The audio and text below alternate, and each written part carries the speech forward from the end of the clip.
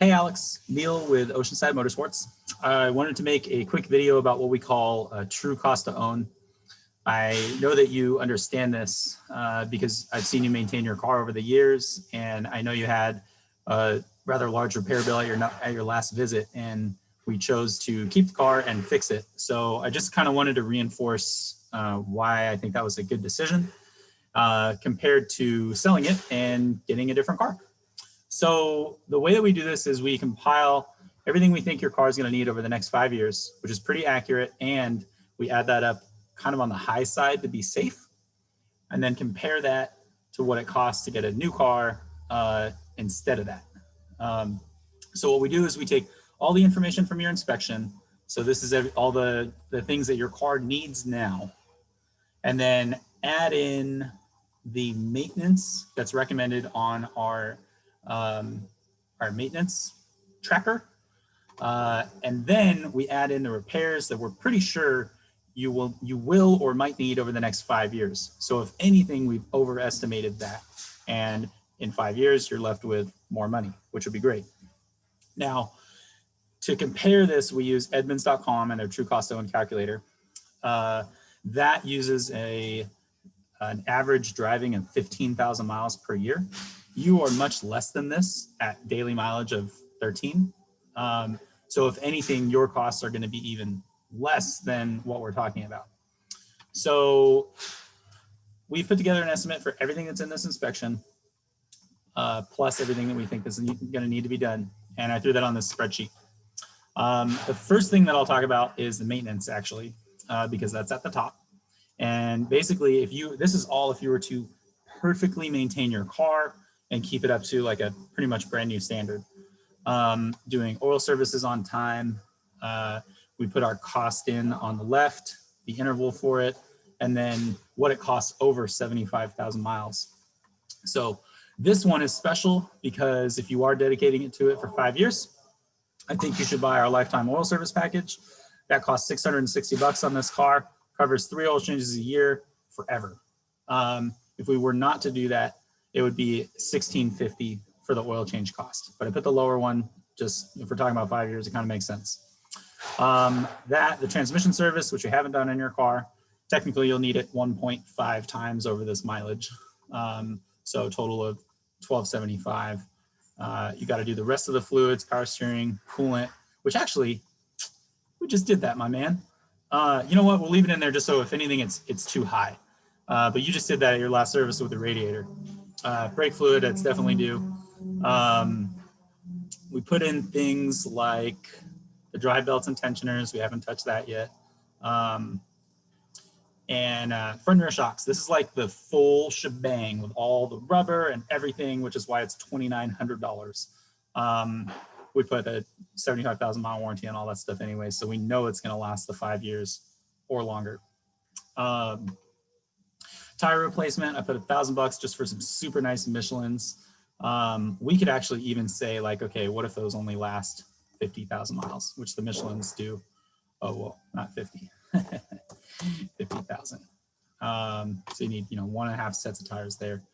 Alignments, I did the same thing as the lifetime oil service. We also have a lifetime alignment program, which on your vehicle costs $450, covers 1 alignment per year.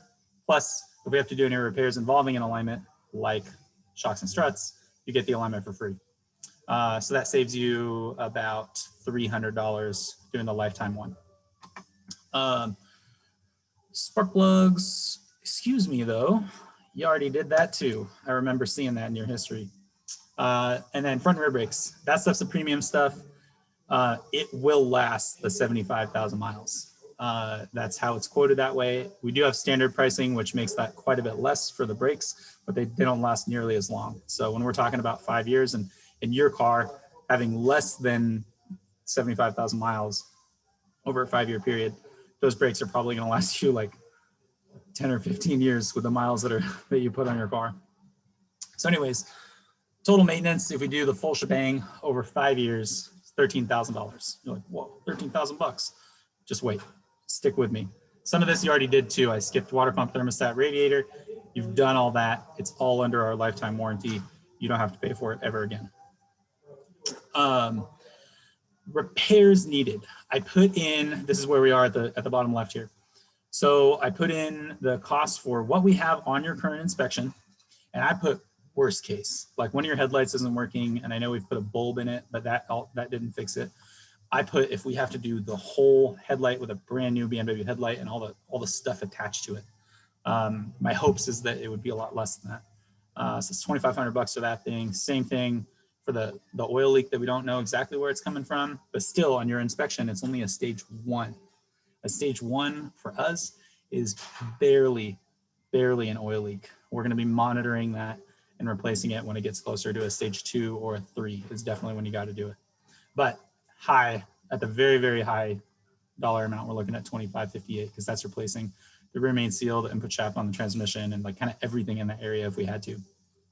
Gonna need a battery, the flex disc, axle boots, oil filter housing gasket. I think that's also something that's going to be about $500 less. We quoted worst case with the full housing. I even grouped your most recent repair bill into this. And then we all decided, you know, if you're going to drive it for another 75,000 miles, probably best to do the fuel pump because we do see them go out in that range. Total repairs over 5 years, 15 grand.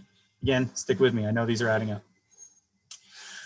So total cost of the repairs and the maintenance over 5 years could cost $28,000 for 75,000 miles, which is about 38 cents a mile.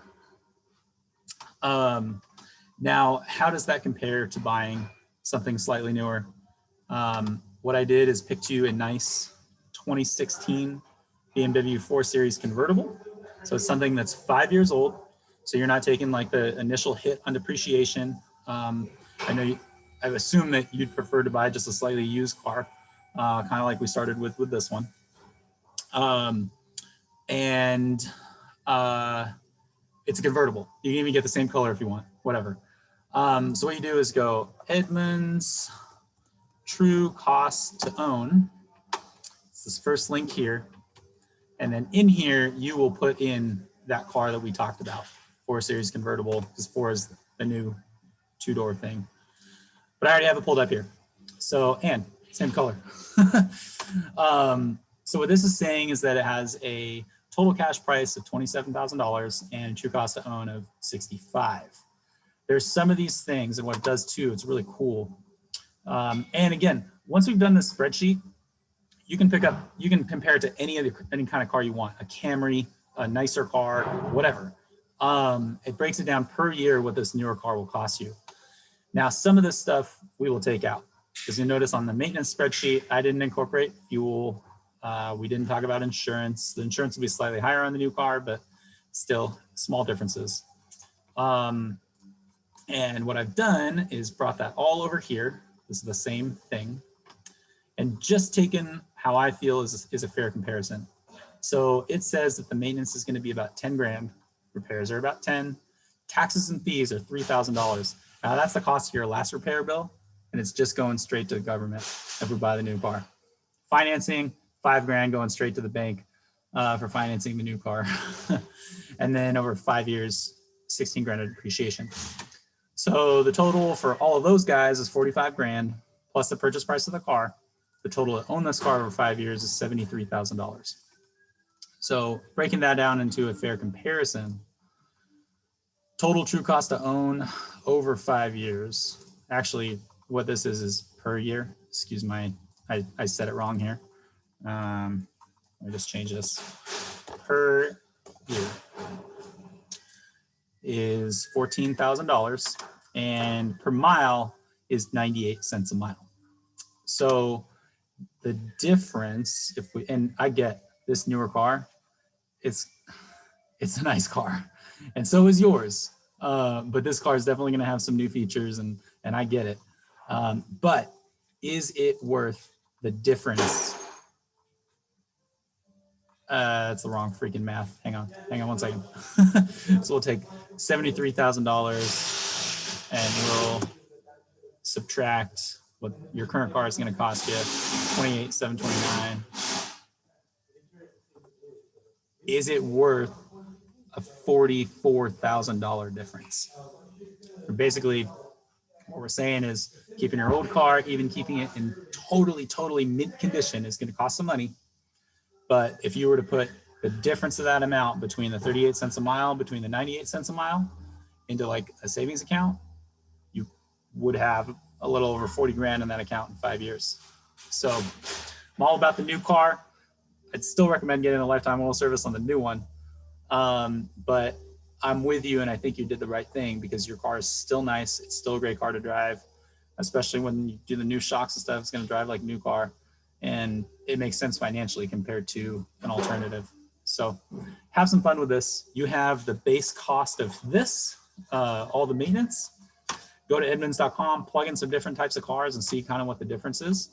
Again, you made the right decision.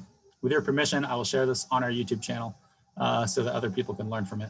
And I can do this to any kind of car you want for any of our customers. So thanks for listening, man, and I will talk to you soon.